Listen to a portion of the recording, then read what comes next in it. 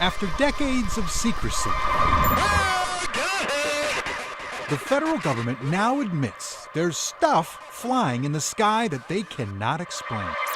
My feeling is that there is clearly something there.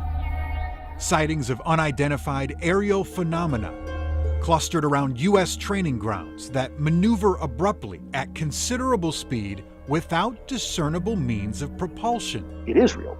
That's no longer a point of conjecture at this point. This admission gives new light to Minnesota's mothership of UFO stories. August 27, 1979, Warren, Minnesota, 20 miles from the North Dakota border.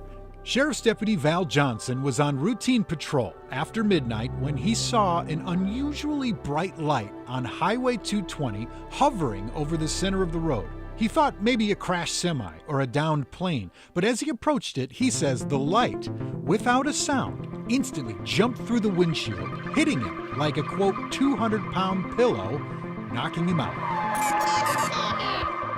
His watch and car clock had stopped working. He says his teeth were fractured at the gum line, his eyes burned. A doctor said it appeared as if Johnson suffered welder's burn in his eyes. His story and injuries mystified the nation. It's fun to look through them all. A light in the night. The X-Files of the Red River Valley. But there's another piece of evidence that to this day brings the curious to the Marshall County Historical Society Museum. This is the big thing that they come to see from all over the United States. People have come to see this car. Val Johnson's squad car, damage and all, remains. Whatever hit him started with a broken headlight, and up here there is a weird dent right in the top of the hood, broke the windshield, hit the reflector, and bent both of the antenna. When they found him, his watch and the car had stopped for 14 minutes. Who knows?